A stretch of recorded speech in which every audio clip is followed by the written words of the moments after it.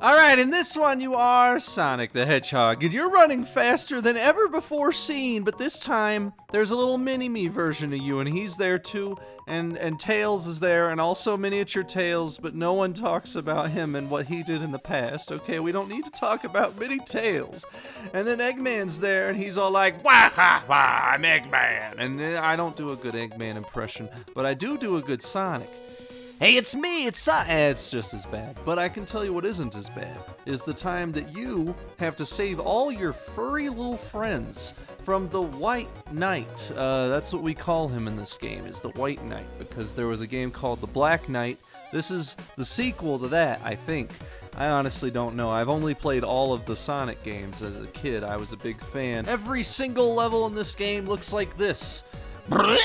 That's right. Sonic is so fast, he runs through every single one of them in less than a whole second. When you're normal Sonic, you're in third-person camera mode. You're running so freaking fast, it's impossible to understand what's happening. The maps are so beautiful, but you never get to see them because you're just so fast. Do you think Sonic is paying attention to anything? He's just doing whatever the fuck he wants. And then there's Little Sonic, and Little Sonic is a whole other entire game almost. I mean, it's still the third-person camera, but it feels a lot better. Like, I'm serious, the gameplay for Little Sonic, way, way better. And don't even get me started on Shadow the Hedgehog's gameplay. Now, I know they had to nerf him, they had to take his gun out for this one, but I thought his kit was pretty good when he had the gun move as his ultimate. But now they just give him Hyper Shadow and he flies through the map. I guess it's a homage to Shadow the Hedgehog back in the original version of Shadow the Hedgehog back in 2006, whatever it was. You have to save your friends from the White Knight, who has turned all of them into white stone. You unlock them by going into different parts of the timeline of the Sonic the Hedgehog games, which really kind of confuses me because, to be honest, I'm trying my best to remember the game, which is what these videos are. It's all from my memory. I don't play the game until after I've already either written the script or improvised the whole thing. What I'm saying is that when I remember this game, I don't know if I'm remembering Sonic Generations or if I'm remembering Sonic 1, 2, 3, Adventure 1, Adventure 2, 06, Unleashed Colors, and whatever other one I'm missing probably. I'm just saying, isn't it weird that it's kind of a narcissistic loop of nostalgia? They picked all the best levels, right? So then the game should have all the best times, except this level fucking sucks!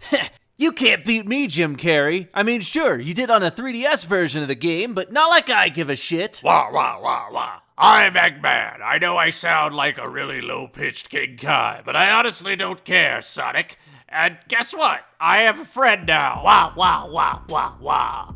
I am also Eggman, but from the past, instead of the one that you know. Except, little version of me, Eggman, he does know you, because he has defeated you so many times. Wah, wah, I don't... Fuck you. And then they fight, and you have to fight each other, and it's you and your little self versus him and his little self. It's Austin Powers all over again. I don't understand. Why did they remake Austin Powers in the form of a Sonic game? They could have just made another Austin Powers movie. That's right, it turns out the White Knight that I was talking about before, it turns out he's actually the Dark Knight, Batman himself, with the power to manipulate time. And you know what happens when Batman gets powers? He always goes crazy. I mean, have you seen those comics? All I'm trying to tell you is the Dark Knight is here, and now we are knowing why it is that we have to have fear.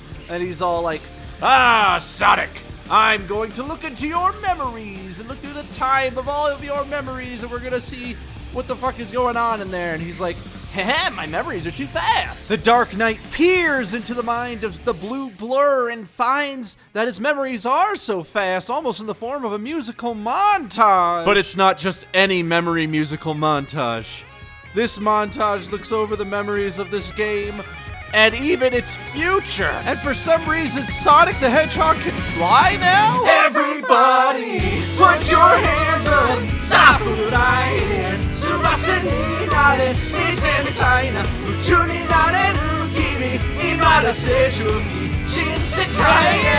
Everybody, put your hands up. Safurai, sonori ni hide, hitona de sana, itai jibu.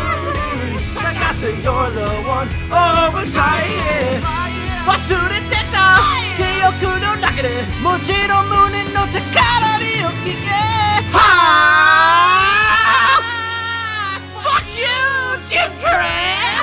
my god, is that me dying? What the fuck? I gotta get out of here. So you don't even get to fight him. He just runs away, and then everything's back to normal. You think the Dark Knight is gonna lose a fight? He never has with enough prep time. Why do you think he went after the power to control time in the first place? He needs his prep time. Anyways, Eggmans are in space now. They probably die. They probably run out of air.